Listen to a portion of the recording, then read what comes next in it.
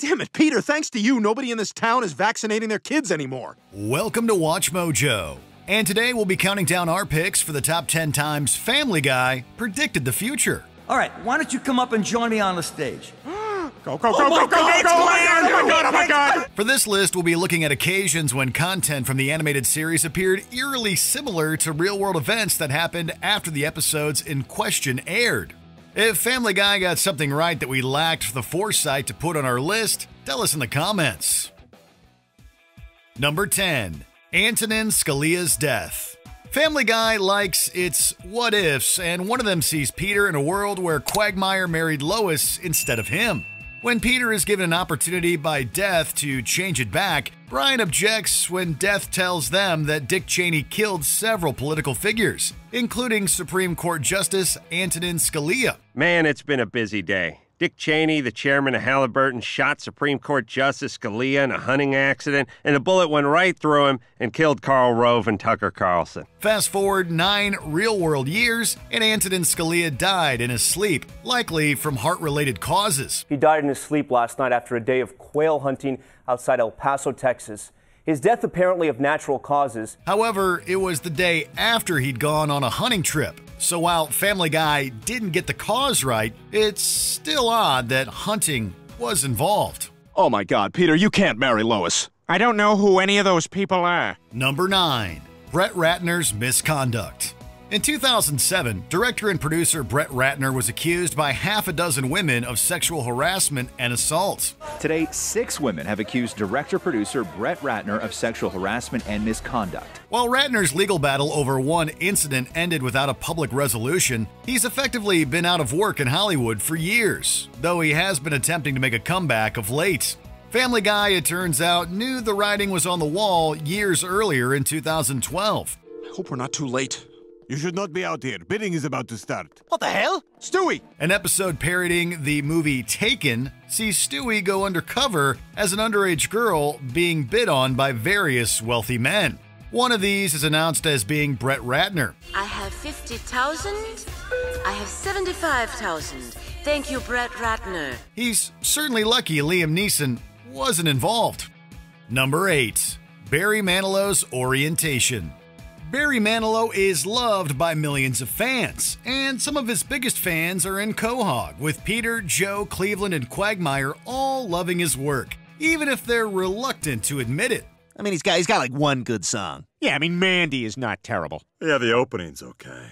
The foursome attends his concert, and Quagmire is lucky enough to be serenaded by Manilow himself, to the tune of Mandy. How happy you made me, oh Quagmire. Well, you came and you gave without taking. I would never take from you, Barry. Although Manilow singing a love song to a man may have been played for a gag in the episode, it wasn't far off from reality, as Manilow later came out as gay in 2017. It was sensational.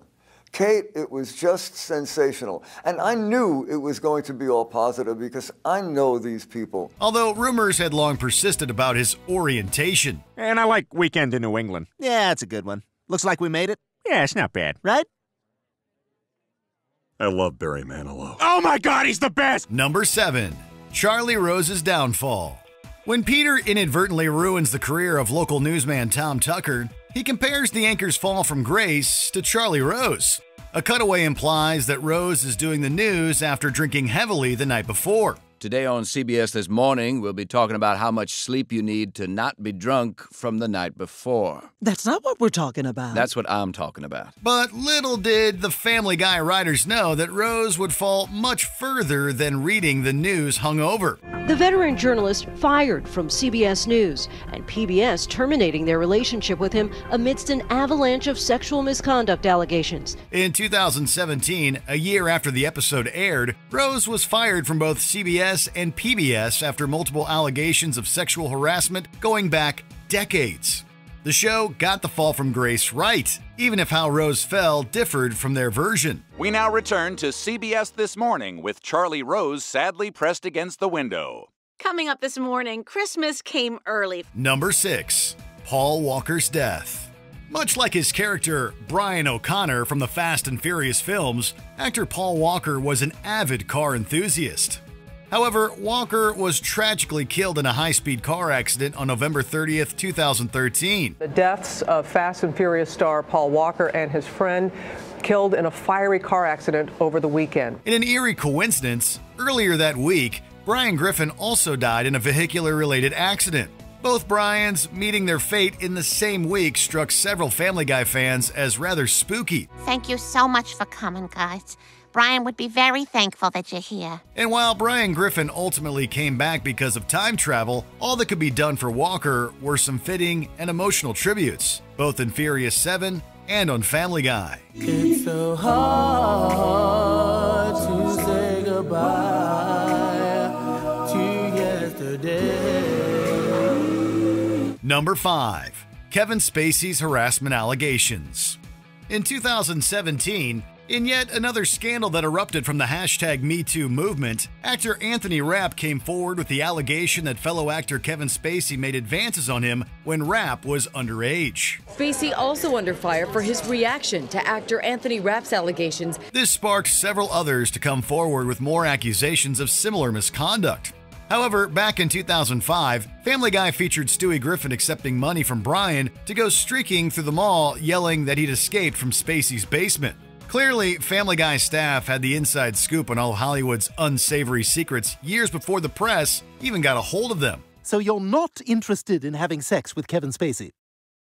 Oh, good. Kevin's going to love that. Number 4. Caitlyn Jenner's gender identity. In 2015, Caitlyn Jenner came out as a trans woman. Her transition helped spread awareness to non-trans people about trans identities, even if her views are considered odd compared to most in the community. But once again, Family Guy was years ahead with their predictions. A 2009 episode saw Stewie express his disbelief that Brody Jenner was born to a woman like Caitlyn. An elegant, beautiful Dutch woman. This may have been another open secret in the industry that the showmakers knew about beforehand. Or maybe Seth MacFarlane is magic. We know which possibility we prefer. Hey, I've been right about these things before. Remember what I said in 2009? Number 3. Robin Williams' death. Comedian and actor Robin Williams was a beloved icon for decades. You don't know about real loss, because that only occurs when you love something more than you love yourself. Tragically, Williams took his own life in 2014 after experiencing worsening health problems. In a bizarre twist of fate, Family Guy once did an episode where everything Peter touches becomes Robin Williams. Gonna have some hot tea, baby, this morning. While Peter enjoys it at first, Williams' presence everywhere begins to take a toll on his mental health, and he tries to make it stop, permanently. It's a dark pseudo-prediction on its own, but in an eerie coincidence, this same episode aired in the UK the same day Williams died. I guess Disney wouldn't let us do the Aladdin one. Number 2. Boston Marathon tragedy.